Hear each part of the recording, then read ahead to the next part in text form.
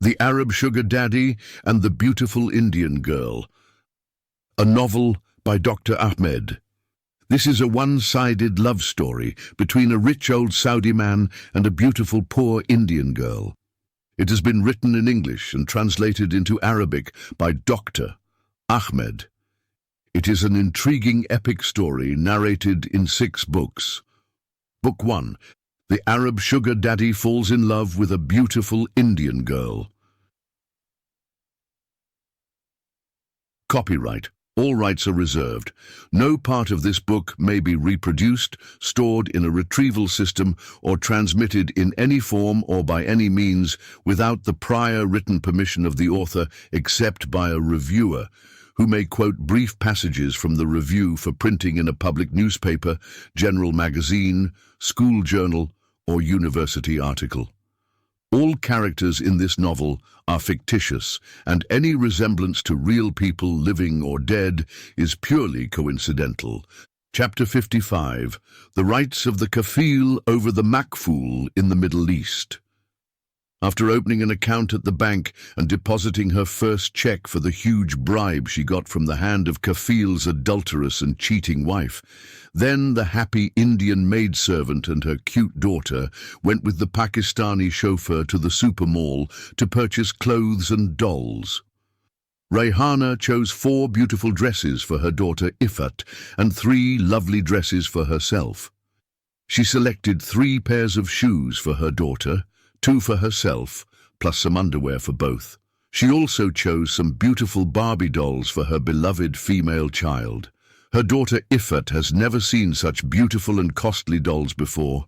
She is altogether joyful when her loving mother buys them for her. To top off the day, they were escorted to an Indian restaurant, digging with their all fingers into a delicious mutton curry and chicken tandoori. While they were going from place to place, the Pakistani chauffeur kept talking to the Indian maidservant about one certain subject. He is trying by all means available to convince her to accept his advice and be a secret mistress or kept wife for the wealthy business tycoon, Sheikh Ahmed. He openly confessed to her that his kafil had asked him to convince his beautiful Indian maidservant about his secret proposal. He said to her in that she could make more money and secure the future of her daughter. He tried to reason with her that she would be able to buy a house in Bombay with the money she saved and return to India, find a good Muslim boy and get married to him and settle there. No matter how much he tried to tempt her with money and future prosperity, the Pakistani chauffeur could not convince the Indian maidservant to accept his unacceptable advice. Rayhana firmly stood her ground and simply told him that she would not like to be in a secret love affair with a married man who was as old as her grandfather and who is as young as his granddaughter. Eventually, the Pakistani man, Mr. Shah, stumbled upon a concrete reason to make the lovely Indian woman, Mrs. Khan, reconsider her firm decision. Rayhana confided in him about Sheikh Ahmed's 2 sons and openly told him what they had done to her. She could not keep inside herself how the 2 boys had secretly recorded her naked dance in the women's bathroom and how they used it to blackmail her. She told him of how they threatened to show the video saying, "Show Papa, show Mama," and the police over and over in their native tongue.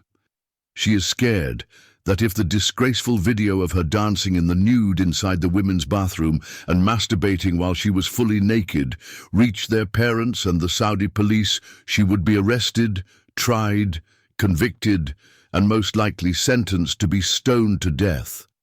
For that reason, she allowed them to have sex with her against her wishes. Sabir pretended to be shocked into silence, and then he advised her to talk to their father. He reasoned that failing to do so would allow the boys to continue in their ways and blackmail her and rape her forever. Rayhana rejected this advice because she did not want their father to know what she had done in the women's washroom and what his sons had done for her. She does not want Sheikh Ahmed to watch that disgraceful video of her masturbating while she was buck naked in the bathroom. She thought that the old Saudi man might take advantage of the shameful video and blackmail her and rape her too. She does not enjoy the idea that the father might show the video to his wife, and it would be even more humiliating for her. Sabir repeatedly reminded her that she would be blackmailed and raped every night by the two teenage brothers if she does not complain to their father. And if she gets impregnated by one of the teenage brothers, she would get stoned to death. No judge of the Sharia court is going to believe her words if she said she had been raped by the two brothers. According to the Islamic Sharia, the testimony of a woman is not accepted in court. She would need 4 adult Muslim males to testify in her favor that they saw the two brothers when they raped her. Besides, no court would permit a DNA test to establish the paternity of the illegitimate baby after its birth. Accordingly, the driver Sabir explained to the maidservant Rayhana that she would eventually get pregnant by one of the two boys, which would end up being a death sentence for her. He also narrated to her the sad and alarming story of a Pakistani maidservant who was impregnated by a Saudi boy and was sentenced by the Sharia court to be stoned to death. Although the maidservant was impregnated by the son of her sponsor, the Saudi family insisted that she was impregnated by someone else. The maidservant was jailed until she delivered her baby inside the prison. Finally, she was stoned to death on a Friday afternoon, and the unwanted Bint Haram baby was sent to her late mother's family in Karachi City in Pakistan. This tragic story served its purpose and frightened the Indian maidservant to death. Rayhana became horrified at the idea she could be stoned to death, her daughter would be left alone in Saudi Arabia, and her poor family in India would be left without anyone to help provide for them. Then the chauffeur Sabir told her how she could escape falling victim to this sad and tragic end. According to his carefully thought-out advice, if Rayhana agreed to be the mistress of Sheikh Ahmed, and if she happened to be pregnant, her wealthy kafil would either send her to India to deliver his illegitimate baby or bribe a Pakistani or an Egyptian doctor to abort the unwanted baby. Sabir knew that Pakistani and Egyptian doctors who work in the petrodollar countries are known for conducting such secret abortions. Although abortion is illegal in those rich Arab countries for the sake of money, quite a few Pakistani and Egyptian doctors are more than willing to take the risk. They charge a lot of money in their quest to profit from the abortion of the illegally pregnant lowly foreign maidservants by their Arab employers. He even said he knows a case of a Filipino maidservant who became a few years ago pregnant by the baby of Sheikh Faiz bin Ahmed. Then the Saudi kafil paid a Pakistani doctor a huge bribe and got the illegal baby aborted. Rayhana gave rise to fear when she remembered that she had missed her monthly period twice. She concluded that she had already become pregnant. She figured that one of the two police officers who had raped her in the desert had gotten her pregnant. Who is going to believe her if she said she had been raped by a couple of Saudi policemen? That is tantamount to admitting adultery. Sheikh Ahmed might think the Indian man who kept her in his apartment for a little over 2 weeks before he came and took her from the beauty salon had impregnated her. She even remembered that she had married Aslam Ali Khan on paper. Her Saudi kafil might have him arrested, and the police might find their marriage certificate in his apartment and use it in court as a strong piece of evidence against her. How could she convince the court that she just married him on paper to stay with him for protection? Finding herself in a dilemma, she then realized she had only 2 options. She could either follow the wise advice of the Pakistani chauffeur Sabir Ibrahim Shah and become Sheikh Ahmed's kept wife to safeguard her, or face the dire consequences of her illegal pregnancy. Once again, Rayhana is faced with choosing the lesser of 2 evils and decides to follow the lesser harmful horn of her unavoidable dilemma. Since Rayhana traveled without her husband or father to Saudi Arabia, she became the right-hand possession of her Saudi kafil. By the way, the word kafil in Arabic should not be translated as a sponsor, as many people often mistakenly do. The kafil in its essence means a master or an owner of a slave. It is a leftover term from the system of slavery that was practiced in Saudi Arabia for thousands of years and is still being practiced today behind the closed walls of their society. Until today, the slavery system in Islam is taught at the prestigious Al-Azhar Al-Sharif University in Egypt. It is also included in all curriculums of schools, institutes, and universities in Muslim countries, as well as Muslim schools in Western countries. There is no Muslim scholar who can dare to remove it from the Islamic educational system because it is in the Holy Quran, and the Prophet Muhammad endorsed it and practiced it. The relationship between the kafil and his makful is nothing other than a relationship between the master and his slave. The kafil has many rights granted by the law toward the foreign makful. He has the right to kick his makful out of the country any time he wishes. He could send his foreign makful to jail, and if he gets arrested by the police for any reason, no one could get him out of jail except his kafil. If kafil had beaten his makful, he would not have been sent to prison. If the Arab kafil has killed his foreign makful, he might receive an exceptionally light sentence. Although the law does not say it openly, kafil has the right to have sex with his foreign female makful against her wish and without marrying her. There are many recent fatwas issued by high religious authorities equating maidservants to slaves. Therefore, the maidservant is considered to be like the right hand possessed of a female slave to her kafil. The Quran allows the Muslim man to have sex with whatever number of female slaves who are deemed what your right hand possessed.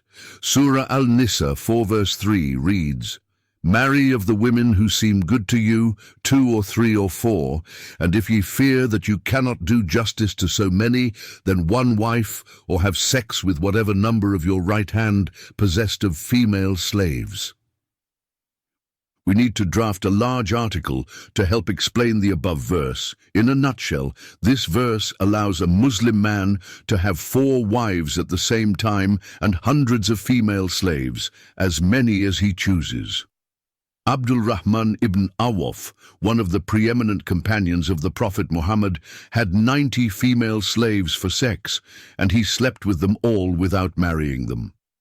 Some modern Muslim clerics issued fatwas allowing the kafil to have sex with his foreign maidservant. Many Indonesian, Filipino, Somali, Indian, and Pakistani maidservants working in Saudi Arabia and Gulf countries complained that their employers had raped them, but all had their lawsuits summarily rejected. Yet another fatwa issued recently by a prominent Muslim scholar encouraged unmarried female employees at the workplace to breastfeed their male colleagues because it is unlawful for Muslim men and Muslim women to be together if they are not married or closely related to each other. The fatwa said the women who come into regular contact with men who are not related to them should give them their breast milk, so they will be considered relatives. Fatwa is applied to men who live in the same house or come into contact with women regularly, except for drivers. Fatwa by Sheikh Al-Obeikan, Advisor, Royal Court and Consultant, Ministry of Justice, Saudi Arabia. According to this fatwa, for Raihana Khan to work as a maidservant in her kafil's house, she has to breastfeed Sheikh Faiz bin Ahmed. But the fatwa exempted the Pakistani chauffeur because he is the family driver. So Mrs. Ahmed does not breastfeed Sabir Ibrahim Shah because he is her driver. Another option, Sheikh Ahmed has to treat Raihana Khan as his right-hand possession female slave and sleep with her any time if he chooses to do so. See Surah Al-Nisa 4 verse 3. After the scandalous marriage of the Prophet Muhammad with his female cousin Zainab bint Gahash, the wife of his adopted son Zaid, the Quran forbade adoption. The cancellation of adoption created a problem for those Arab families who already had adopted sons and daughters. One woman approached the Prophet and asked his advice regarding a domestic problem she was experiencing at home because of the new teaching of the Quran.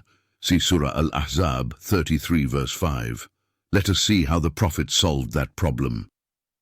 Aisha reports that Sahla bin Suhail came to the Messenger of Allah, Allah bless him and give him peace, and said, O Messenger of Allah, I see on the face of Abu Hudayfa, her husband, signs of dislike on the entering of Salim, their adopted son, who is an ally, into our house. The Messenger of Allah, Allah bless him and give him peace, said, You have to suckle him. She said, How can I suckle him as he is a grown-up man? The Messenger of Allah, Allah bless him and give him peace, smiled and said, I already know that he is a young man. Sahih Muslim, hadith number 1453. In another hadith, she returned and said, I have suckled him, and what was there in the heart of Abu Hudayfa has disappeared. Sahih Muslim. Before we go further and see what the consequence of that bizarre and immoral teaching is, one would like to ask how a young woman can breastfeed a grown-up man. Can you imagine a woman opening her breast and allowing a young man to suckle her nipple? Believe it or not, some wives of the Prophet Muhammad applied that teaching in their daily lives after his death. Aisha and Hafsa, wives of the Prophet, would not allow any man to enter them if he would not be breastfed first by their sisters and nieces. Aisha took that as a precedent for whatever men she wanted to be able to come to see her. She ordered her sister, Kulthum, and the daughters of her brother to suckle to whichever men she wanted to be able to come in to see her. Muwatta Malik, hadith number 31.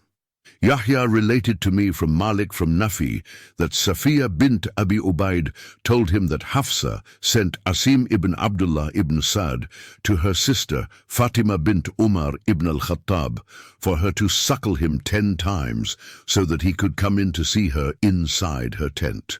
She did it, so he used to come in to see her in her tent. Muwatta Malik, Book 30, Hadith number 3018.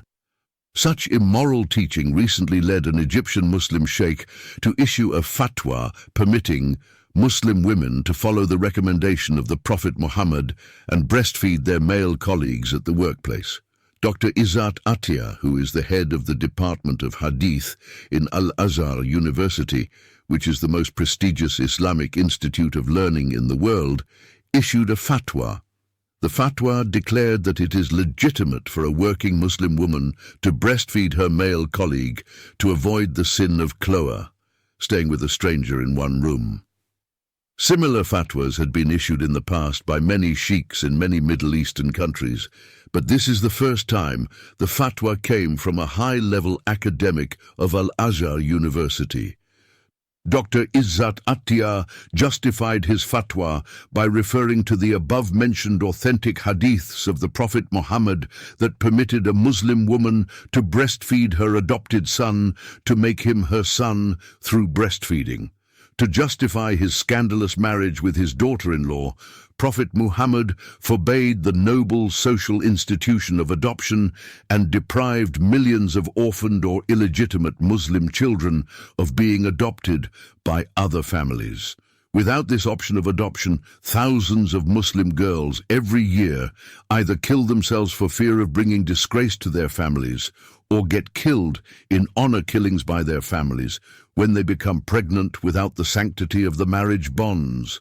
For instance, in Khartoum, Sudan, every year, hundreds of Muslim girls get impregnated through the so-called al-Zawaj al-Urfi and then deliver their babies and throw them in the garbage containers to be eaten up by stray dogs. Al-Zawaj al-Urfi is a kind of Islamic marriage which is socially unrecognized and unaccepted by Sudanese Muslim families. It is like the Shiite Mutta marriage, or enjoyment marriage, where the boy and the girl marry each other without the knowledge of their families and mazoon, witnesses, and any official document.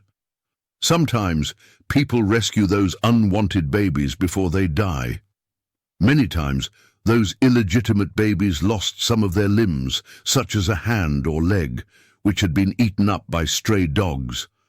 The recent increase in the number of castaway babies forced the Islamic government of Sudan to open the Dar al-Maigoma Center to take care of those unwanted babies.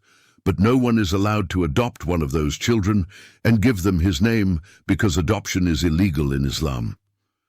A BBC documentary revealed on October 4th, 2019, that young Iraqi girls are being sold for sex in temporary enjoyment marriages that can last as little as an hour. Such marriage is allowed by the Quran in Surah Al-Nisa 4 verse 24. Little girls sold for sex in temporary pleasure marriages that can last as little as an hour. An Iraqi cleric says, no problem at all to wed a girl who is 9 years old under Islamic law. So, according to Sharia, there is no problem marrying an underage girl, said one cleric. Of course not. They are following Muhammad, the perfect example, whose favorite child bride Aisha was 6 years old when he married her, 9 when he consummated their marriage and had sex with her. Chapter 56. The Genius Sex Predator and His Secret Marriage. In any case, the moment the lovely Indian maidservant Rayhana Khan agreed to his suggestion of being a secret mistress to the Saudi old geezer, the Pakistani chauffeur Sabir Ibrahim Shah picked up his cell phone and dialed the number of his kafil to convey the good news to him. By doing that, he can get a huge bribe as a reward for convincing the lovely Indian Layla to marry her Arab Kais. It is Sheikh Ahmed who told Sabir to convince Rayhana to accept his secret marriage proposal. 5 days earlier, the crazy Kais promised to give his Pakistani chauffeur a hefty reward if he succeeded in convincing his beautiful Indian Layla to marry him secretly and become his mistress and his secret-kept wife, and she could live with him forever in his opulent palace and inside his holy country. The phrase secret-kept wife brings us to explain again why the Saudi man Sheikh Faiz bin Ahmed does not legally marry the lovely Indian Muslim woman Rayhana Khan and keeps her separately in another mansion and enjoys her company for eternity without the fear she may leave him, or another boyfriend comes along and takes her away from him, as Bobby did to Christy. Of course, he would if he could, but the law in Saudi Arabia forbids marriage to non-Saudi women, even if the woman is a Muslim and an Arab. For that reason, Sheikh Ahmed is left with the only workable option of making Rayhana his secret mistress or his hidden, unlawful kept wife. The need to own her is implied in the word wife. Even though it would not be a real marital relationship, it would suffice for the crazy old man. Sheikh Ahmed could have easily raped Rayhana as soon as she came to his country and became under his control and his roof. After she is counted as his right-hand possession female slave, she becomes his halal slave to have sex with her. Nonetheless, he decided not to resort to coercion regarding this sensitive matter, but decided to use his money to buy her heart and body, as he did before, with his first Indian wife, the lovely girl Christy, who kicked him out of his mansion in Bombay, while the shoe shooting up his old ass. Sheikh Ahmed could have married Rayhana and put her in a palace in India, but his bitter experience with Christy and Bobby taught him a lesson that he would never forget for the rest of his life. He does not want to fall into the same hole again or be bitten by the same Indian snake twice. After his beautiful Rayhana said Kabul to his secret marriage with her, a naughty and crazy idea crept into the mind of the old geezer, and he jumped on it.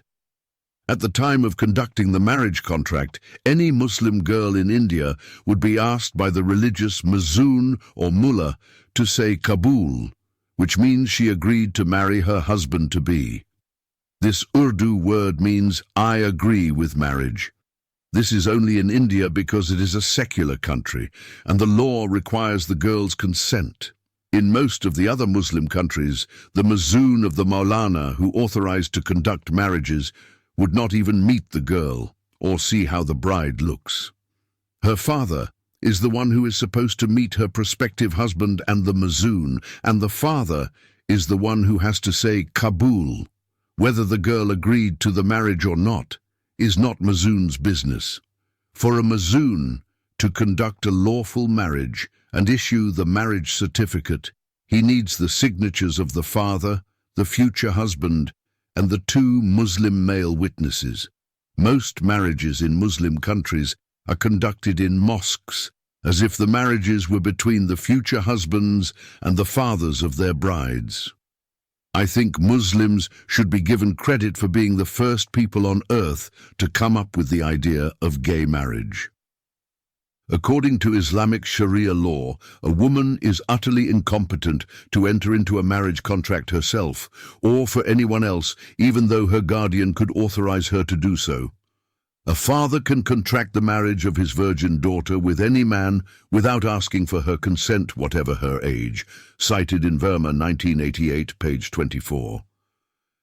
When Rayhana told Kabul to be a kept wife, Sheikh Ahmed all of a sudden changed his mind and decided to marry her properly. However, he wants to marry her in a very strange way.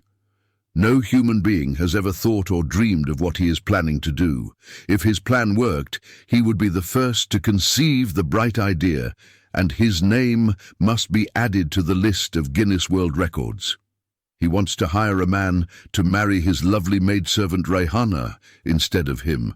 It made sense to him, as the hired husband would be a husband on paper, just like the pimp Aslam Ali Khan, but the lovely bride would be all his and his alone. Just like the former Indian pimp and his female victim, no sex would be involved between the newly wedded couple. She and her paper husband shall live in the Sheikh's house, but no one would touch her except him. In fact, in Islam, there is something remarkably close to this crazy plan of his. There is a hired husband in the Sharia law known as the Muhalil. The only outstanding difference between Sheikh Ahmed's paper husband and the Sharia law husband, the Muhalil, is that sex is forbidden for the paper husband, and in the latter instance, sex is allowed only once. This one-time sex will legalize the pussy of the thrice-divorced wife, so her ex-husband can marry her again. Of course, we need to explain this for better and proper understanding.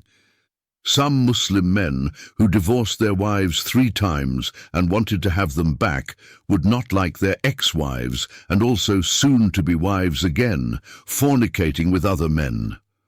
To play around with Muhalil's business, the husband would arrange for his ex-wife's safe return by getting her married to a Muhalil or a legalizer on paper for a day and have her divorced the next day. Alas, the Prophet Muhammad said otherwise. In the book of Asbab al-Nuzul, page 46, the Suyuti stated that a woman came to the Prophet Muhammad and told him that Abdul Rahman, the Muhalil whom she wed after she was divorced 3 times by her husband, had divorced me without having any sexual intercourse with me. May I go back to my ex-husband? Muhammad said to her, "No, that is not permissible until Abdul Rahman has sex with you first. Then you may go back to Rafa'a." The same case was narrated differently by the beloved wife of the Prophet Muhammad. Aisha said that the woman of Rafa' al-Qazi came to the Prophet Muhammad and told him, "Abdul Rahman has divorced me, and I was with him like a piece of his cloth, without having any sexual intercourse with me." The Prophet told her, "You cannot go back to your husband until you taste his honey, and Abdul Rahman tastes your honey." Sahih al-Bukhari. In other words, sexual intercourse should be done at least once between the ex-wife of Rafa'a and her Muhalil, Abdul Rahman. The Muhalil's penis should enter the wife's vagina or pussy, and ejaculation must take place therein. Sheikh Ahmed now has to convince his Pakistani chauffeur to marry Rayhana on his behalf, but never have sexual intercourse with her. He smiled at his brilliant logic. He does not want Rayhana under any circumstances to return to her country. Even if she decided to leave him and run away, she would not be able to do so. According to Islamic Sharia law, a married woman cannot travel to any place without her husband or a muharram. By marrying the Pakistani chauffeur Sabir Ibrahim Shah, his Indian wife Raihana Khan cannot travel anywhere without his permission and company. This restriction is directly from the mouth of the Prophet Muhammad. A woman does not travel except with a muharram, Sahih al-Bukhari and Sahih Muslim, which is usually a father, brother, grown-up son, or grandfather.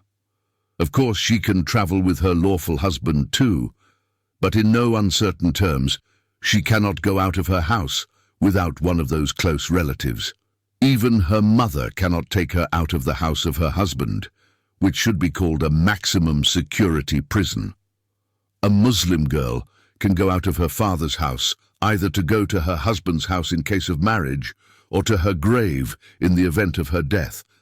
Thus, the wife is literally tied to her husband or muharram wherever she goes. Should Raihana and her paper husband decide to deceive or double-cross their Arab employer, who is their Saudi kafil, and flee together to India, Sheikh Ahmed knows that the Indian consulate in Jeddah would never issue a visa to a Pakistani man. It would be easier for a Muslim terrorist to get a 6-month tourist visa to the USA than for a Pakistani man to get permission to visit India for 1 day or even 1 hour. The Indian government is thorough in blacklisting almost every single Pakistani male alive. For them, each Pakistani male, young or old, is a dangerous Muslim terrorist.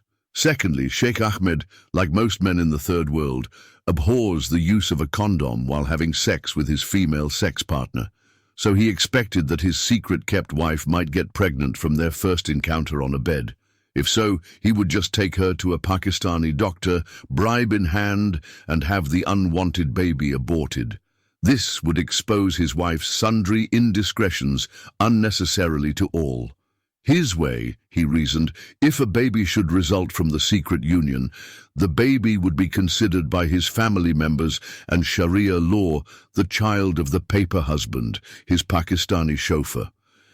Thirdly, Sheikh Ahmed wants to give his fourth Saudi wife peace of mind. He knows from day one his wife had become restless and worried about the moral integrity of the male members of her family, he included too. She had voiced her concern to him, and in this way she could take comfort in the knowledge that Raihana is safely married to their Pakistani chauffeur. Ironically, if he only knew what was going on between his righteous wife and his faithful Pakistani chauffeur, he would not have to bother about her peace of mind at all, and might get rid of the two adulterers in a double honor killing. Lastly, Sheikh Ahmed wants to protect his beloved Indian Layla from his 2 teenage sons. He knows that, as long as she is single and sleeping all alone in her storeroom, his sons will be tempted to approach her at night and rape her. Once again, if he knows they had already raped her at night, their father might have killed his bad 2 sons for daring to violate the pussy of his lovely Layla. His eyes did not lie when he witnessed the 2 boys' first sighting of her. He saw with his own eyes both brothers got extremely sexually aroused, and their penises stood like sticks inside their jilbabs. Sheikh Ahmed seemed to have thought of every possible loophole except one. What about the paper husband, the Pakistani chauffeur? How could he trust a young man like Sabir Ibrahim Shah to sleep chastely with his beloved sexy Layla? Both are young foreigners and close to each other in age. They speak the same language and share the same culture. He mused that perhaps Raihana may prefer to have sex with a younger man 4 decades his junior. When Raihana said her Kabul to his marriage, there were only a few days remaining before the old Saudi man would celebrate his 70th birthday. Sabir has no wife in Saudi Arabia or in Pakistan. So, such a beautiful and sexy young woman like Raihana sleeping by his side every night would be a perfect temptation. It is akin to leaving fresh meat near a hungry dog, expecting the meat to remain intact and untouched every night. A meticulous sex predator like Sheikh Ahmed would not make such a grave error. It is, in fact, the first loophole he thought of, and so he planned on just how to cover it. Here, He openly exposed his selfish nature and his evil genius sex mentality. Here also, the old religious practices of the Muslim caliphs, the kings of the Umayyad and Abbasid dynasties, and the Muslim sultans of the Ottoman Empire are resurrected by him. Sheikh Ahmed justifiably decided to act as a Muslim caliph or sultan and turn his Pakistani chauffeur into a eunuch. However, he knows quite well that Sabir would rather choose to die or get killed than become a castrated man. Even if he promised to give him 1,000,000 Saudi riyals, $50,000 American dollars in cash, and 10 brand new cars, he would say nay. Accordingly, the evil and selfish sheikh has decided to castrate his chauffeur without his consent and knowledge. In his selfish obsession for the extremely beautiful Indian woman, Rehana Khan, the lives of many innocent people had already been destroyed and crossed the path of the evil old geezer, Sheikh Ahmed. Jamal Khan went to jail and had been eventually sentenced to 15 years in prison. The Sudanese foreign student, the so-called fucking black Negro slave boy, Babakir al-Arawar, is suffering in an Indian rotten jail waiting for trial, which might confine him under lock and key in prison forever, and Muhammad Khan's business had been ruined completely, and he became a madman and locked forever in a mental asylum as a dangerous lunatic man. We can add to the list of destroyed innocent people the 2 teenage sisters of Jamal who ran away from their hut and became prostitutes at Faris Road when their brother went to jail for 6 months. The beautiful Bolbola who committed suicide because her boss raped her without the use of a condom and made her pregnant when Muhammad Khan got insulted by Sheikh Ahmed and made him drink alcohol in his office for the first time. Not to forget Jamal's 2 brothers who ran away from home and joined the gangsters, and one got killed in a hit-and-run car accident while he was begging on the streets. Hopefully the destruction and mayhem will end there, and no more innocent souls get destroyed in this one-sided mad love of the Arab Kais for the Indian Layla. Oops! We have forgotten to mention the recent brutal rape of the innocent maidservant Rehana Khan by those 2 demon-possessed Saudi policemen. Surprisingly, Kais never bothered or paid much attention when he heard the tragic story of the brutal rape of his beloved Layla. It seemed that he knows in his male-dominated country a man should not be blamed for raping the unprotected, lovely young woman who walked on the street with her face, hair and hands opened and exposed. Also, he might have understood he would not be able to prove such a rape of a foreign maidservant by a couple of Saudi policemen in the Sharia court because she is a woman and her testimony is not accepted. They said even if a Muslim woman saw her son being killed in front of her eyes, she could not prove his murder in court.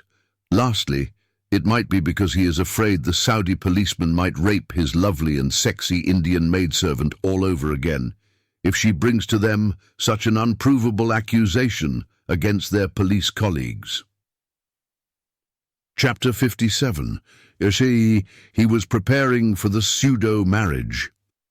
That day, when Rehana returned to the house of the noble family, there were some noticeable changes. She is informed by Mrs. Ahmed that her quarters have been moved from the small storeroom to a big room near the kitchen. She has been given the key to her new room. Mrs. Ahmed told her that if she needed to go to the women's washroom or her daughter at night, she could open her door whenever it was convenient. This important human need was ignored before and during those few dark days. If Rehana or her daughter wanted to go to the bathroom, they were unable to because they were locked up like dangerous wild animals. If a fire broke out or an accident happened, they would have been burned alive or bled to death inside the dungeon with no windows, which is similar to a mass grave. As icing on the cake, Rehana has been informed by the suddenly kind and generous woman that her daughter Ifat is going to be sent to an all-girls school. She would not need to worry about transportation, because the girls' bus comes every day and takes her 7-year-old daughter to school and brings her back. In addition to that, Ifat would not need to work anymore.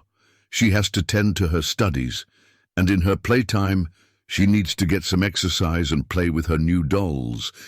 Even the little daughter got her small room to sleep in all alone. In most Muslim countries, co-education schools are unheard of. No mingling of boys or girls, even at the grade school level. Albeit, in some Muslim countries like Sudan and Egypt, Christians could attend private schools where boys and girls studied together.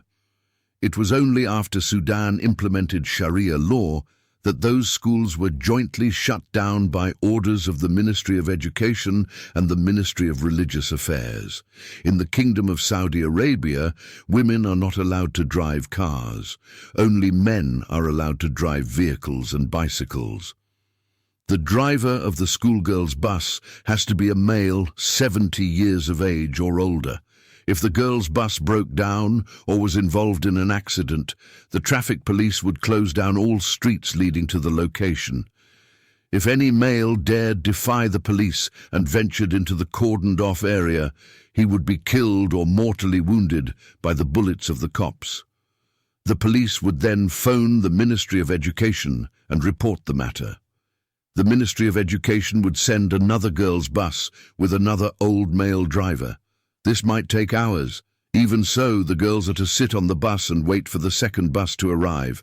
Then and only then, when the girls are told to quickly board the new bus.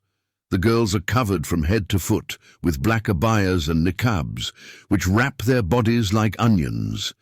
Even if you are to use long-range binoculars, you would not be able to see a hand finger or a toe of any one of those female students. Only until all the totem female creatures are transferred in full secrecy from the first bus to the second bus and the new bus has left the restricted area, would the police open up the street to traffic again. I am not trying to belittle the Muslim women of this country by calling them female creatures. In the Kingdom of Saudi Arabia, the Holy Land of Muslims, no one refers to a woman by her name or gender. For example, no one would call a girl by her name like Fatima or by her gender. She will be called by everyone the daughter of Osman or the wife of Hassan. A woman or girl is not called she or a female. Every girl and every woman is called al-makhluqa, which literally means the female creature. It is in this spirit of things that you will find the windows of every girls' school bus adorned with black drapes. So, if the bus happens to pass you by, do not ever dream of catching a glimpse of what is inside. Even if one of the naughty girls happened to defy restrictions of total separation and privacy and rolled back one of the curtains or pulled them down, you would not be able to see anything except a spook covered from head to foot in a black coffin and a mysterious spirit of thick gloom. A Halloween black witch might look better and less scary than a Muslim girl in her black abaya and niqab. On the 5th day, Rayhana's sponsor sent his secret marriage proposal to her through his Pakistani pimp Sabir Ibrahim Shah.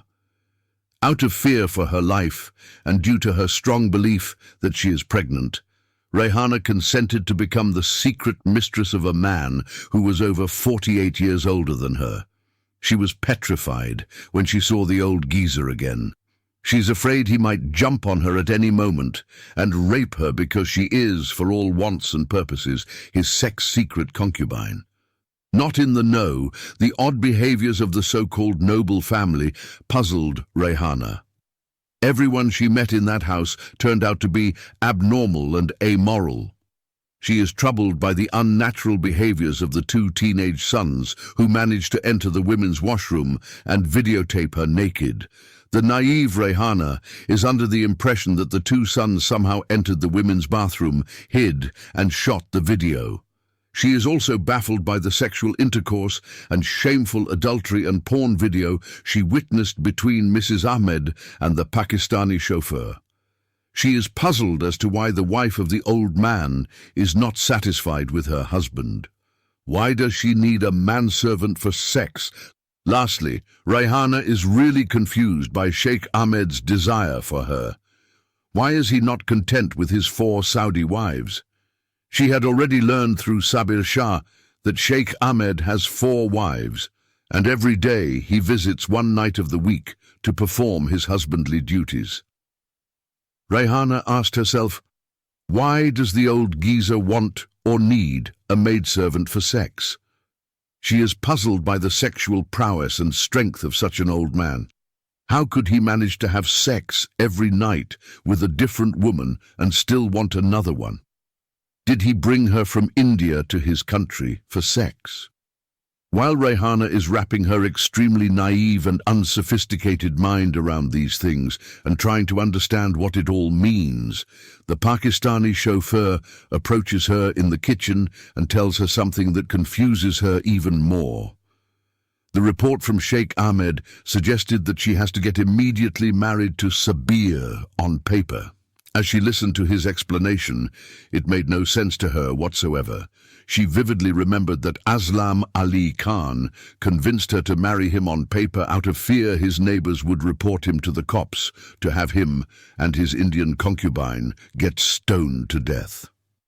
So it is doubly perplexing to her that now she is to be married to the chauffeur of her sponsor on paper too. Sabir Shah told Rayhana Khan that Sheikh Ahmed has to deal with his wife's insisting he kick out the new maidservant because she might corrupt her 2 teenage sons.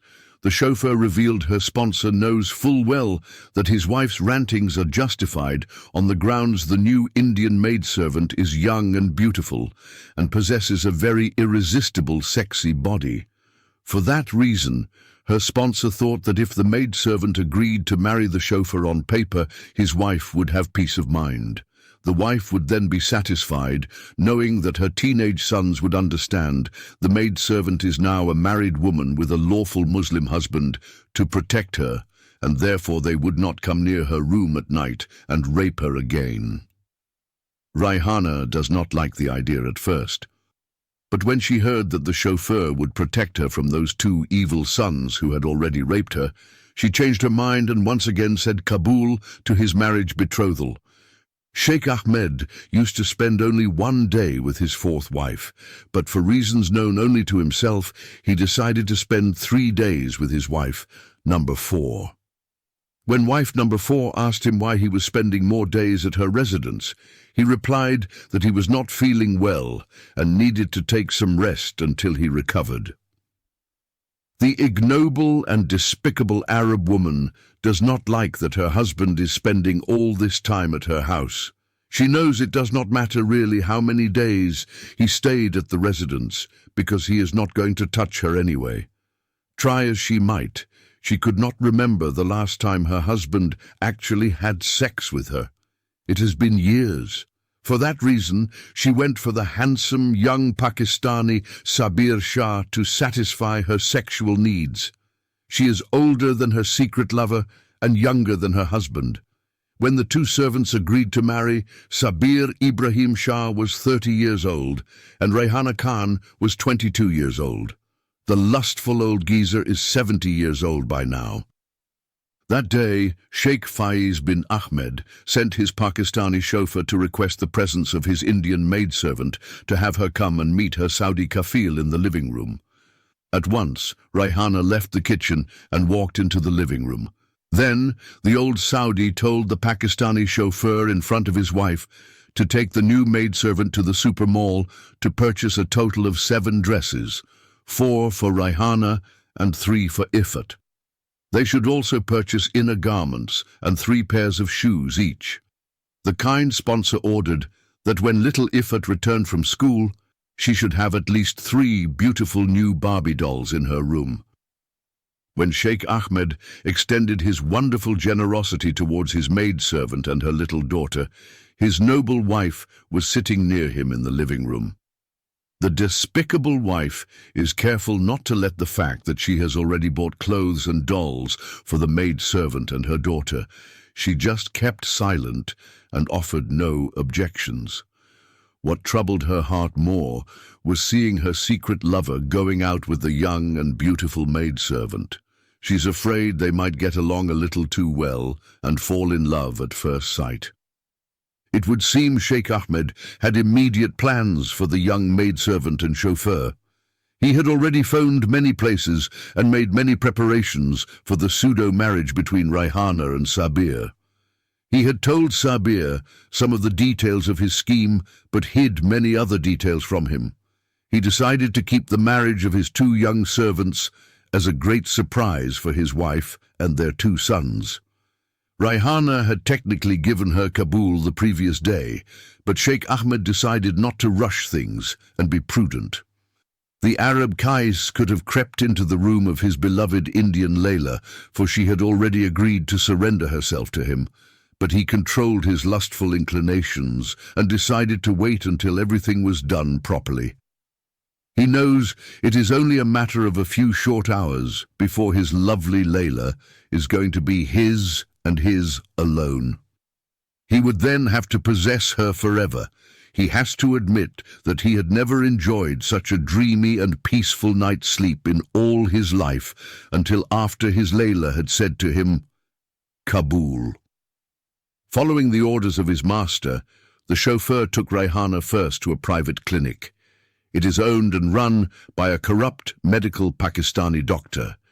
Sheikh Ahmed told Sabir that he met Rayhana by chance while she was roaming on the streets of Colaba in Bombay.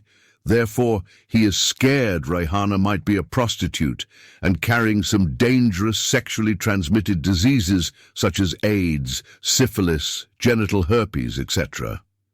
So, before he sleeps with her, he wants to make sure that she is not carrying any infectious disease. Accordingly, before conducting the paper marriage, Sabir is to take Rayhana to the Pakistani doctor for a thorough medical examination.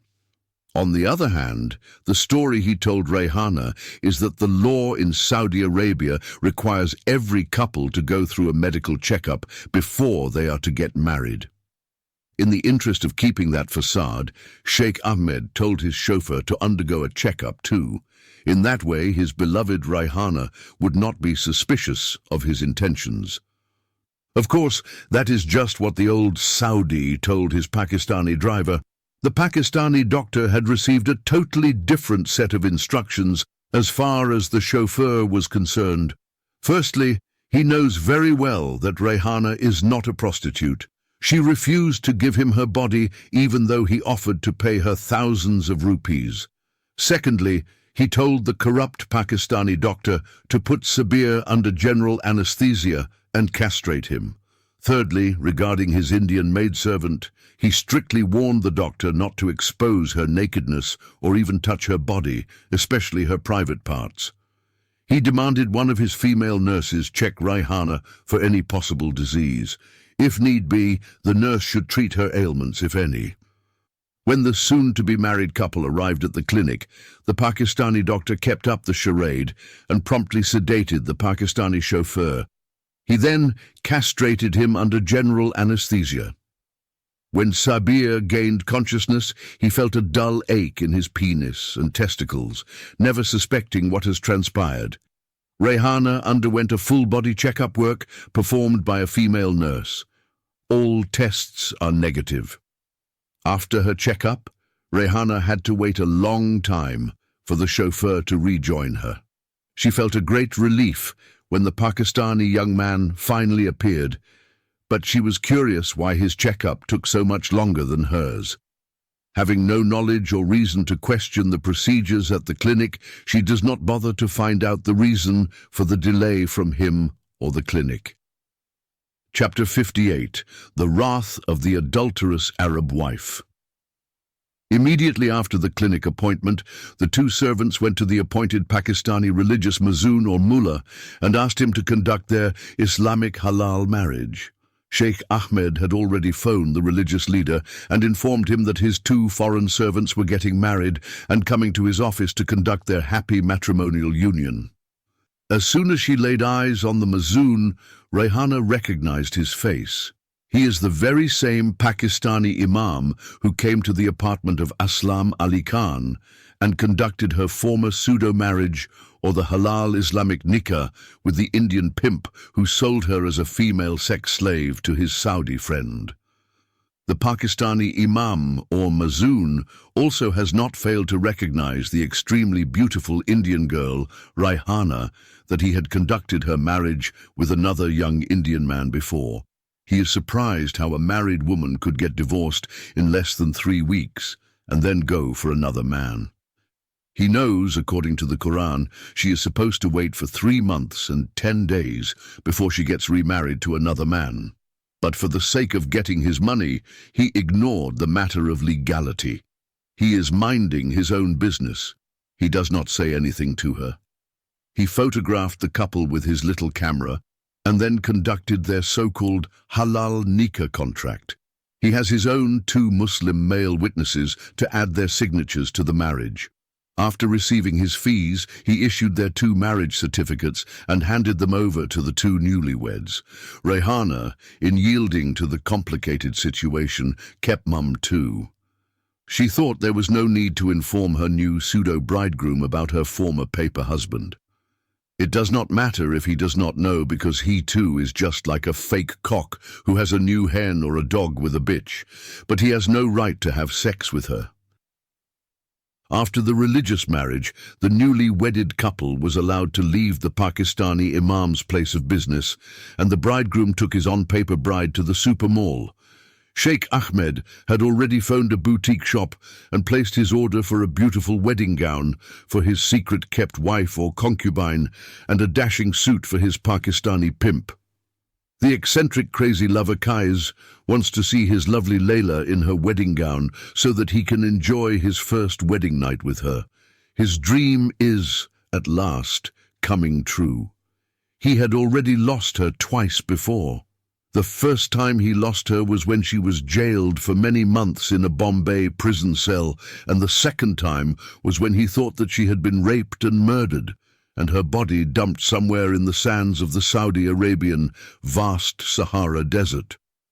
But then, after his Allah has resurrected her from the desert plains and given her to him on a silver platter with gold trimmings at the Filipino Women's Salon, the old geezer has a conviction that no power on earth could snatch her from his hands again. In his mind, she came into his house, agreed to be his kept wife and destined for him and him alone. The crazy Kais even concluded that not even his Allah could separate him from his beautiful beloved Layla again. After purchasing the new dresses, underwear and pairs of shoes and dolls for Raihana and her cute daughter Ifat, the newly married couple enjoyed their delicious lunch in a beautiful Pakistani restaurant. Then they went to the boutique shop and received the purchase and paid for a beautiful wedding gown for the lovely Indian bride and a dashing suit for the handsome Pakistani bridegroom. They have used the fitting room of the boutique shop and put on their beautiful wedding dresses. Sheikh Ahmed has given his chauffeur a secret password. He told him not to bring his bride in her wedding gown to the house until he first contacted him on his cell phone, and the correct passwords were exchanged between them. The bridegroom is supposed to pick up the cell phone and say the name Layla, and as a response, Sheikh Ahmed would return with the secret password, Kais. This would signal that the coast is clear and they are to enter a safe haven in the dining room without asking for permission. Without the password, the newly wedded couple are supposed to stay and wait outside the dining room until Sheikh Ahmed phones them back. In the meantime, the old husband's strange behavior does not escape his fourth wife's observation. She has no idea what the evil genius has for her in store. Although he claimed to be sick, he looked well and happy. He is cracking jokes and showing so much affection towards her.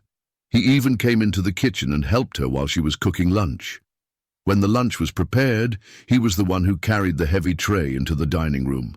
While the joyful old man is sitting at the dining table, surrounded by his strict and always angry wife and 2 bad sons, his cell phone suddenly begins to ring.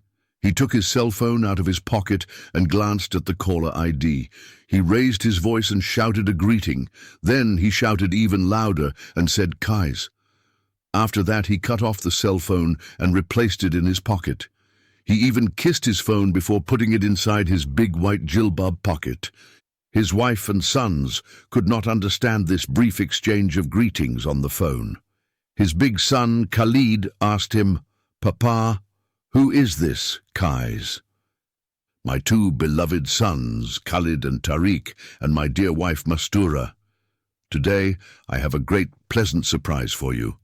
I am sure it is going to make each one of you incredibly happy."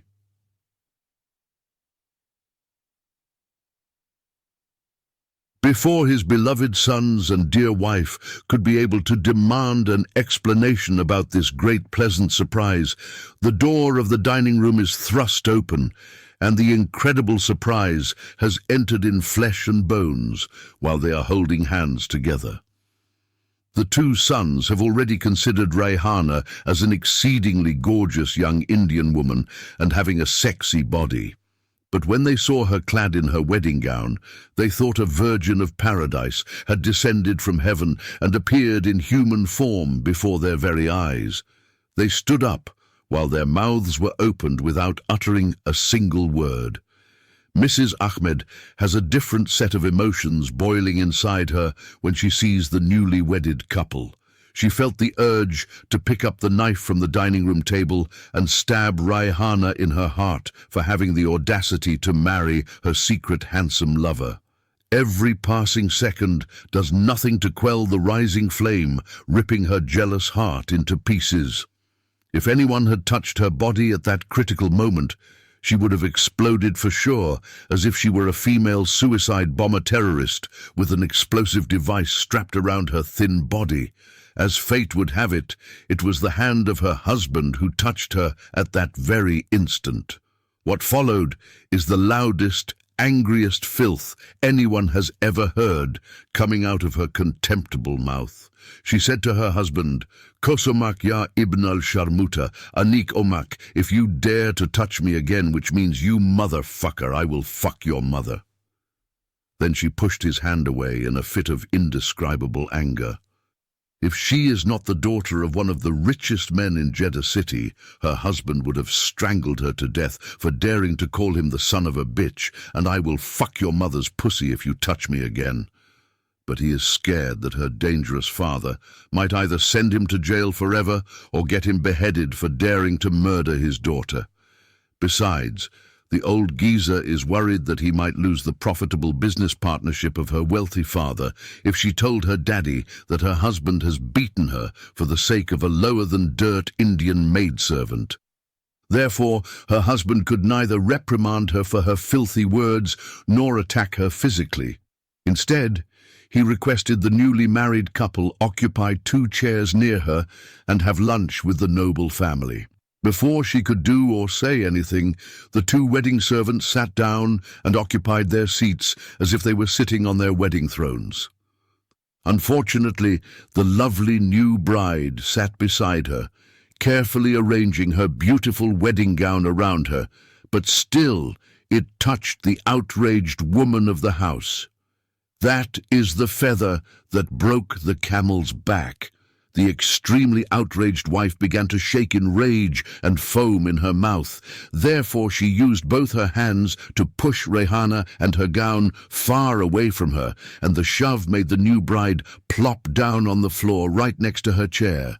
Then, with the fury that followed, she opened her mouth wide open and shouted, "How dare you come to sit with us, you fucking and stupid Indian maidservant!"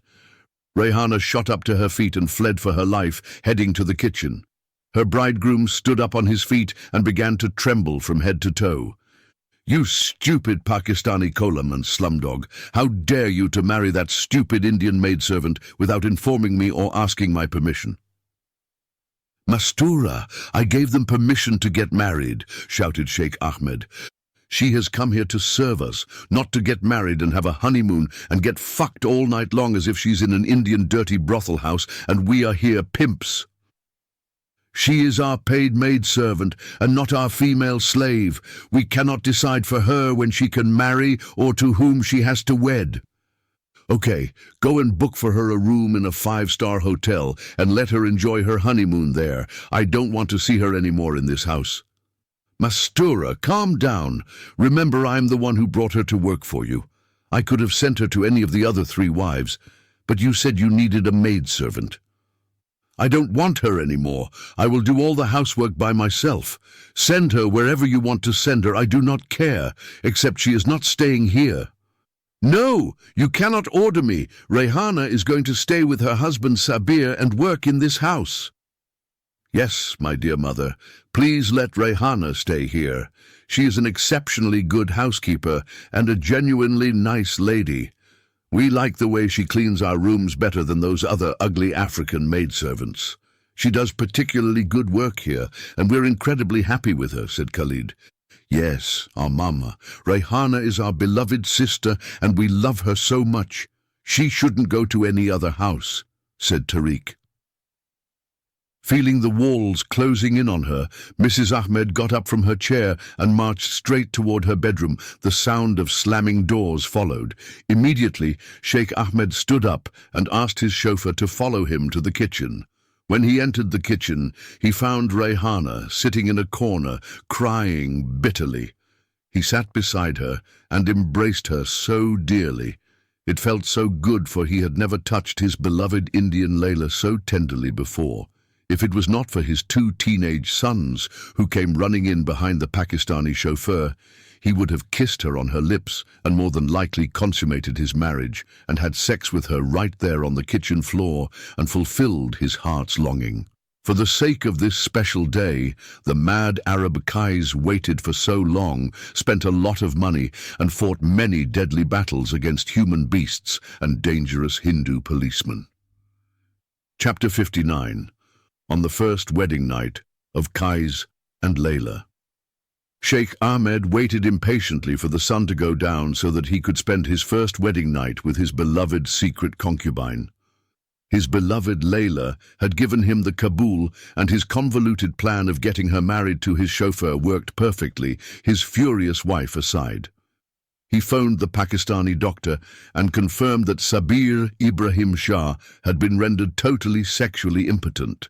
After hugging his beloved Layla for the first time in the kitchen, the madman Qais helped her to stand on her feet. Then, in front of his sons and playing his role to the hilt, he led his lovely bride Layla by the hand to her room. His sons and his Pakistani chauffeur followed them silently. The 2 sons are very much touched by the fatherly affection their father showered upon their beloved maidservant, who they had tasted her sexy body on the floor of the storeroom. If it was not for his sons shadowing them, the crazy Qais would have carried his lovely Layla in his arms to their wedding suite and begun enjoying her marvelous beauty and extremely sexy body. Reaching the room, Sheikh Ahmed lovingly helped Rayhana to lie on her bed. He insisted that she lie down on the bed and rest. The bride followed his request and lay on the bed, motionless and in shock. While the lovely bride is laid out on the queen-sized bed in her beautiful wedding gown, Sheikh Ahmed whispers a few Arabic words in her ear. He promised that his ugly and stupid wife would not bother her anymore. But Rayhana does not understand what he has told her in Arabic. Seeing her lying there on the big bed as a virgin bride ready for her bridegroom aroused the crazy old man to a heightened passion and desire such as he had never felt before. His old penis stood like the root of an old tree or a fungus on his private parts. Ever the strategist, he knows that it is just a matter of time until his life's dream comes true. Just before leaving, he gave Ifat a sweet fatherly kiss on her forehead. All this time, Ifat is sitting in the bedroom of her mother, playing with her beautiful new Barbie dolls. She returned from school an hour before her mother came back. Mrs. Ahmed, not knowing what was about to transpire in her mansion, had fed her well and told her to go play with her dolls in her mother's room. Then the crazy Qais told his Pakistani pimp, who is his translator, to tell the little Ifat to go to her small room and sleep there. The old geezer wants to make sure, when he comes at night to sleep with his lovely bride Layla, her little daughter will not be there to spoil his best first wedding night with her mom. Even when he married his former Indian wife, the infidel Christie, he did not feel that much so happy and overjoyous and sexually aroused as he is feeling today. Even though he spent with the lovely Christie 7 days of their honeymoon in the 5-star hotel of Taj Mahal, still he did not feel as happy as he is feeling today. He is secretly planning to send Sabir and Rayhana for a few days' honeymoon to a fancy hotel in Riyadh City and book his room just beside their room. Then, each night he could come and enjoy his beloved Layla, knowing that her paper bridegroom had been castrated and rendered totally impotent man. After that, Sheikh Ahmed, along with his sons and the paper husband, left Rayhana's room and went and sat in the living room. They talked to each other in whispers. They do not want to risk provoking the angry lioness. The measure of her fury led them to believe she might just spring out of her bedroom at any moment and attack them or run to the maidservant's room and kill her. Khalid and Tariq peppered their father with questions. How did you find the beautiful Indian maidservant Rayhana? Why did you suggest the two servants should get married? In general, the two teenage sons are happy about the marriage. They know that her new husband Rafiq does not always sleep in their house. No one calls Sabir by his name in that Saudi home. Everyone calls him Rafiq. As we mentioned before, for every Arab, every Indian man is called Rafiq. Arabs do not distinguish between Indians, Pakistanis, or Bangladeshis. For them, all are coming from the Indian subcontinent. It is just like Indians think every black man is known as Negro, and he is originally from the black continent of Africa. The educated Indians know that the blacks of the two American continents are the descendants of the Africans who were taken by the European settlers as slaves during the transatlantic slave trade voyages between the 3 centuries of 16th, 17th, and 19th. The two cunning teenage sons know that this Pakistani Rafiq has to follow their father from house to house and stay with him wherever he goes. So, it is clear to them that they could still blackmail the chauffeur's lovely wife for sex by using her nude dancing video. The serious problem they are facing is that they do not have the key to Rayhana's new room. They have already planned to steal the new key and make a duplicate copy of it. The new events have done nothing to change their interest in the beautiful maidservant, having sex with her at night, making videotapes, and showing off in school. Sheikh Ahmed waited many hours for his angry wife to come out of their bedroom and talk to him. He regretted that he had challenged her. He knows that if she left the house and returned to her wealthy father's house, he would be in some serious trouble in his business. Half of his business came from her wealthy father. Therefore, to avoid any problems, Sheikh Ahmed shrewdly decided to compromise. He decided to accept her decision and send Rayhana and her daughter to the house of his third wife. Still, the marriage between the chauffeur and the maidservant would remain valid and continue forever. He would not agree to force Sabir to divorce Rayhana if his wife Mastura made that demand. When his outraged wife does not come out until the evening, he takes it upon himself to go to her bedroom and try talking to her and propose his compromise. Mastura was lying on her back when her husband came in. Her eyes are wide open, staring at the ceiling. When she heard him entering the bedroom, she averted her eyes and fixed on him. Her small and red eyes are the gateway to hell. He sat beside her and tried to touch her. She pushed his hand away and stood up. Then she marched out of the bedroom, headed to the living room, and sat down. Her sons had already gone to their rooms, and the chauffeur was nowhere to be seen.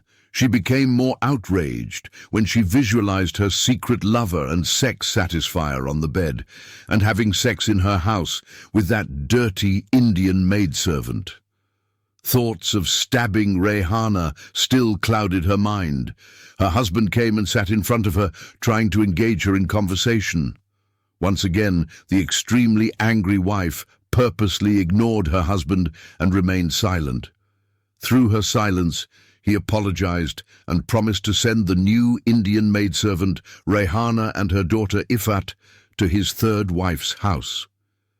Her face revealed to him that his apology and compromise had done nothing but make her even more furious. Nothing could quench the boiling anger in her jealous heart and the flaming fire in her small eyes, save sending her rival woman to the grave or jail. Sheikh Ahmed sat for more than 2 hours in front of his wife and tried patiently to get her to talk, but he could not make any headway or pacify her. She seemed to have gotten stuck in a sullen and sulky mood. Finally, he decided it was best to leave her to cool off by herself and talk to her tomorrow. He got up from the couch and went to their bedroom. He changed his clothes and put on his night jilbab. He wants to rest for some time, tired by the exertion of the day's activities, he is quite sure, and expects his angry wife to return to bed and sleep near him once she gets sleepy. He thought as soon as she fell asleep, he would sneak out and go to his lovely new bride and enjoy his first wedding night with her. Tired of trying to appease his ugly fourth wife, he is resigned to staying put on his bed, and he begins to imagine the great enjoyment and pleasure awaiting him on his first wedding night. He was determined not to close his eyes. He's afraid that due to his advanced age, he might fall asleep and miss the splendor of his first wedding night with his new concubine. Meanwhile, the crazy old man Kais is enjoying imagining how he would approach his beloved Layla. He asked himself what he should do first to her. Should he take her in his arms and hug her for a long time, or should he start kissing her immediately on her sweet lips? Should he remove her clothes piece by piece, or ask her to undress and be ready for him? And when she became ready to consummate their secret matrimonial union, which sex style should he assume? Should he have sex with her in what Western people call doggy style or classical style, which is also known as the missionary position? He knew and understood that at his advanced age, he would not be able to do anything too strenuous. He told himself that he should just ask his naked beloved Layla to climb on top of him and do it her way, or follow the cowgirl sex style. If he tries to fuck her in the dog style, he might fall off her body before he ejaculates in her virgin pussy. The crazy Arab Kais has been so carried away in his sexual fantasies with his lovely Indian Layla that his mouth has become a jar with a trickle of drool running down the side of his face. Suddenly, the old geezer stopped his daydreaming and looked at his watch. He began to worry about his first wedding night. He checked his watch intermittently. Each passing minute made his heartbeat increase and become faster. His angry wife is not back yet. Worried that things were not going according to plan, he jumped out of bed, cracked the door open, and peered at her. She is sitting exactly as he had left her, stationary, like an alabaster statue. He now regretted trying to talk to her in the bedroom. If he had anticipated that she would come out and sit in the living room, he would not have tried to placate her. Now she is sitting like an armed night guard in front of the prison gate, and there is no way he could go to his beloved secret wife's room without passing directly into her line of fire. From where she is sitting, she has an eagle's eye view of the maidservant's room. The old man now has a serious problem. He went to his bed, sat for some time, returned to the door, and peeped out again. His outraged wife is still sitting motionless in exactly the same spot. He felt like doing something rash, like taking a knife, scaring her, and making her flee for her life out of the house. Or he should divorce her and send her home to her father's palace tonight. However, sanity returning, he calmed himself down and fidgeted, waiting impatiently for his wife to get tired and come to bed. Checking again, his mad wife is still in the same position, looking angrily at the wall. A thought flashed in front of his restless mind and gave him a glimmer of hope. It looked like his wife had fallen asleep sitting upright. He made his way as quietly as he could and as slowly as possible into the living room. Looking into her eyes, he saw anger shooting like a lightning bolt of thunder, and he has struck his soul and paralyzed his body. When he overcame his fear and panic, he tried to reason with his outraged wife and convince her once again to come to bed. She had, just as before, ignored him and continued to look at the wall. Begging her one last time and not getting any response at all, he gave up, made his way back to the bedroom, and fell asleep at 4:30 a.m. The following morning, Sheikh Ahmed's sleep is disturbed by the last person he expected to see at that early hour of the morning. His ugly wife pulled him up out of bed, her face radiant and happy.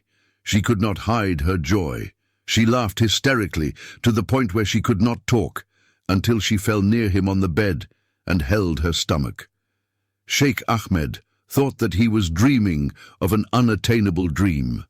His mind informed him that the happy woman who woke him up while her heart was bubbling with joy and her ugly face was uncontrollably laughing could not possibly be his angry wife Mastura. Even if heaven rained down gold and silver, his angry wife would not suddenly change overnight.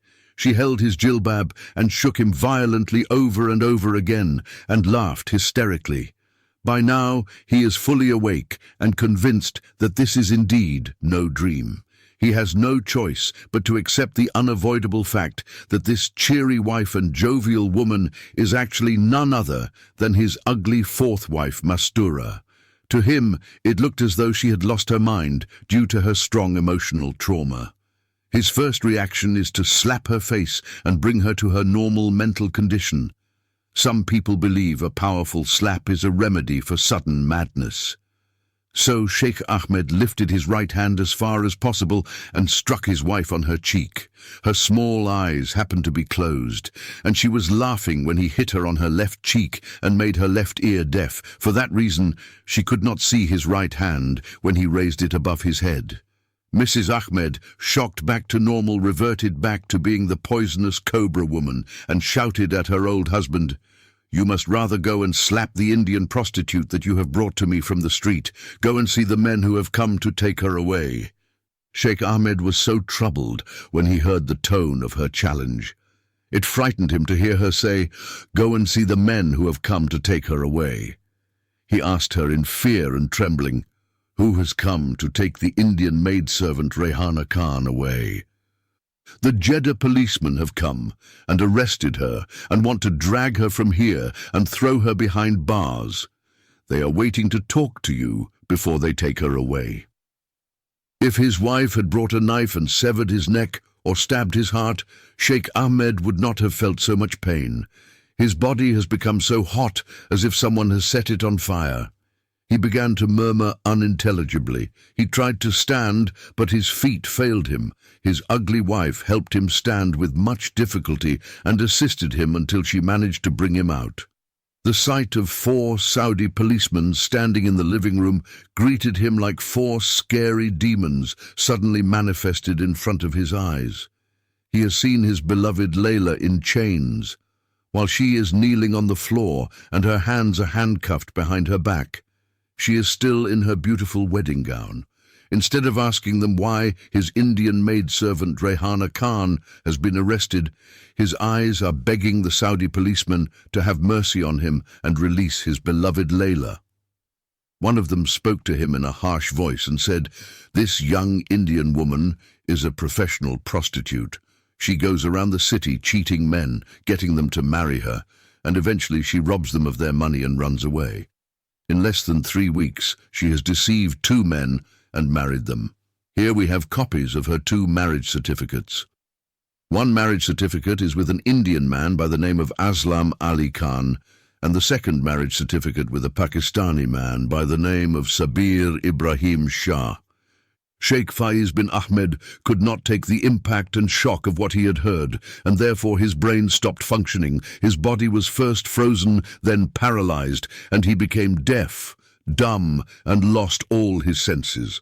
Finally, his decrepit body has fallen on the red carpet of the floor like a lifeless corpse.